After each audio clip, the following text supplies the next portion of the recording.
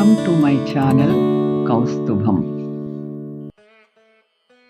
ఆనందం అందుకుని సంతోషించాలి అని మొదలుపెట్టిన ఈ పరుగు పందెం దారి తప్పి అహంకారం వైపు ధ్యాస మళ్ళీ అత్యాశ వైపు పరిగెడుతున్నామని గమనించారా?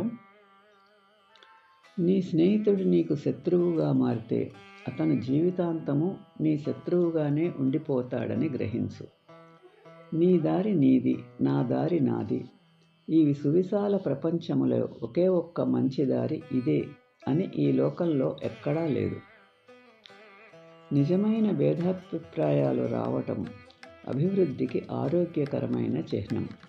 సహనమే సంస్కృతి అని తెలుసుకో. పేదవాడు ఎల్లప్పుడూ రుచిగల ఆహారాన్నే భుజిస్తాడు. ఆకలి అనేది వారి ఆహారానికి రుచిని కలిగిస్తుంది. ధనవంతులకు ఆకలి చాలా దుర్లభము కదా. నీవు బాగున్నప్పుడు పువ్వులాంటి మాటలన్నవారే నీవు బాగా లేనప్పుడు కఠినమైన మాటలు విసురుతారు. అందుకే నీవు బాగున్నప్పుడు బాగా లేనప్పుడు కూడా ఈ రెండు సందర్భాలలో కూడా ఒకేలాగా ఉండు. రెండు సందర్భాలలో ఒకేలా ఉన్నవారే నీవారు.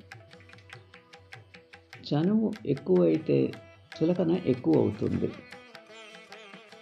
ఏదైనా అదుపులో ఉంటేనే అందరికీ మంచిది. నీళ్లు లేని బావి దగ్గరకు, డబ్బు లేని మనిషి దగ్గరకు ఎవరూ రారు. ఇది పచ్చి నిజం మాత్రమే కాదు, జగమెరిగిన సత్యం కూడా. Thanks for watching. Like, share and subscribe my channel.